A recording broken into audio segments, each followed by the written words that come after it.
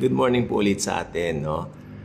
Ako po ay nag-i-scroll sa FB, tapos kanina, and then sa pag-i-scroll ko, biglang may lumitaw. Uso po ito ngayon yung mga AI na mga videos, no? Sa video, meron daw 4 na member ng family nagbiyahe, tapos sumalpok yung van nila sa isang truck, namatay yung 3 member ng family. So isa lang ang nakasurvive, yung babae na anak. Namatay yung nanay at tatay at saka yung bunsong bata na lalaki. Okay? And after that, nung nasa pinto na sila ng langit, sinabi ng angel, papasok daw yung nanay at saka tatay. Pero yung batang lalaki maiiwan. Why? Dahil mahilig daw sa online gaming. Tapos, pag nasa church daw, hindi nakikinig, nagse-cellphone daw. Tapos sabi naman ng bata, nagbabasa naman daw siya ng Bible. Oo, pero hindi naman sincere ang pagbabasa mo ng Biblia, sabi ng angel sa kanya. Kaya nahulog yung bata sa impyerno. Napakababaw po na video. At kung alam mo ang grace, ang turo ng grace, nakakapikon yung video na yon, nakakabwisit ka mo na. Tapos meron pang isang sinabi yung angel, dahil hindi ka nagsisi ng kasalanan mo, dahil hindi ka talaga nagsisi, pupunta ka ng impyerno. So ang pinaniniwalaan dun sa video na yon na ang pagpunta raw sa langit ay ang pagsisisi nila. Samantalang sa Biblia po maliwanag, believe in the Lord Jesus and you will be saved, you and your household. Napakaliwanag po sa Biblia.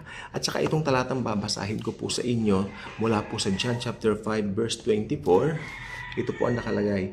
Most assuredly I say to you, he who hears my word, ayan, pag narinig mo ang gospel, he who hears my word, may nangaral, narinig mo yung gospel, o hears my word, and believes in him who sent me, has everlasting life.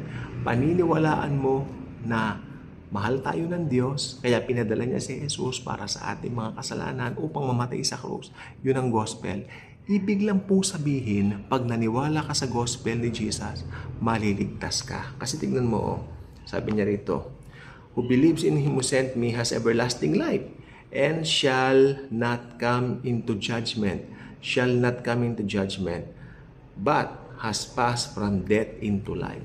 Pag Kristiyano ka na, you have passed from death into life. Okay? Mula sa kamatayan, muli ka nabuhay. Kasi bilang isang tao, hindi mo kayang i-quicken ang sarili mo.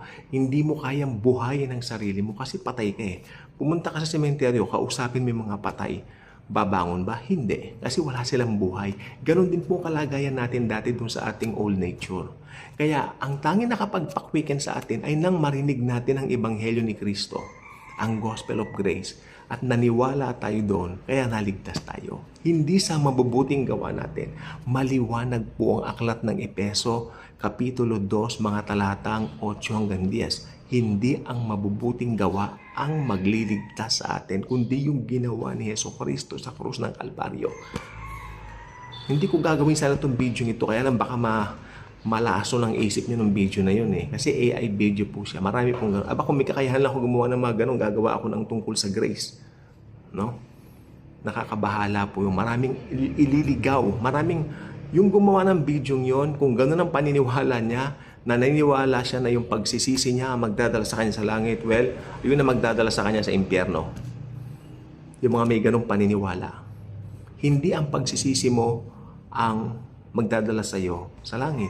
Kasi ang pagsisisi naman po, kasi mali yung kaisipan. Ano bang pagsisisi? Ano bang repentance sa Greek? Metanoia. It means change of mind. Hindi yung iba ang pakahulugan ng mga traditional na Kristiyano sa pagsisisi. Para sa kanila ang pagsisisi daw yung iiyak ka. No, mali po yun. Hindi po pagsisisi yun. Ang tawag doon, umiiyak, hindi nagsisisi. Ang nagsisisi po, ang ibig sabihin nun, nagbago ka ng mind mo. Nagrepent ka, nagbago ka ng isip mo.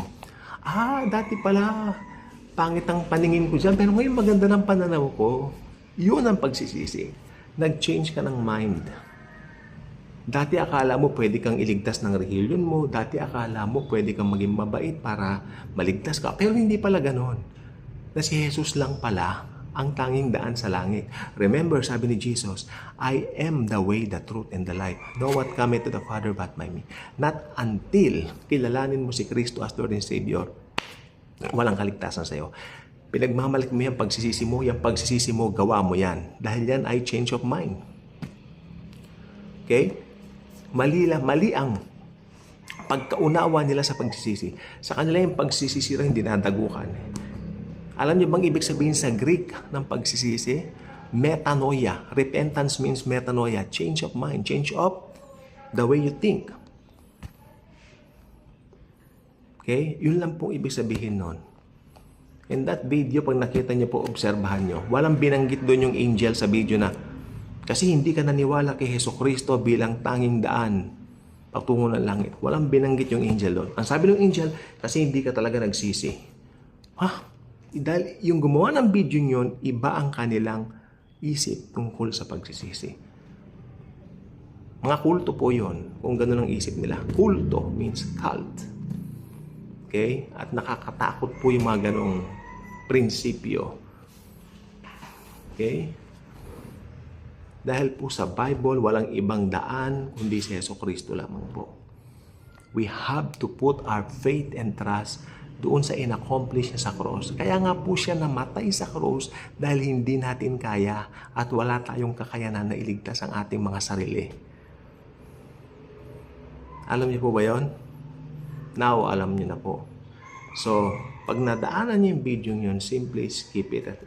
Ipag-pray niyo na lang na makakilala kay Jesucristo yung mga gumawa ng video yun. Dahil delikado po yun, mga video ganun. Lalo kayong ipapahamak nun. Dahil iisipin nyo na yung mabubuting gawa nyo o yung mga gawa ninyo ay magliligtas sa inyo. Tapos nakita ko po ron parang minaliit niya yung pagbabasa ng Biblia. Napakaganda magbasa ng Biblia. Pero hindi raw sincere. Abay, syempre, minsan dumating yung panahon na wala ka sa mood. Palagay mo, dahil wala ka sa mood magbasa ng Bible, pupunta ka ng impyerno. Napakababaw naman po nun. Ang babaw naman po ng logic nun, no? Kaya, go back to the Bible, go back to the Word of God. Ito po ang totoo, wala na pong iba. Magandang umaga po sa atin. God bless.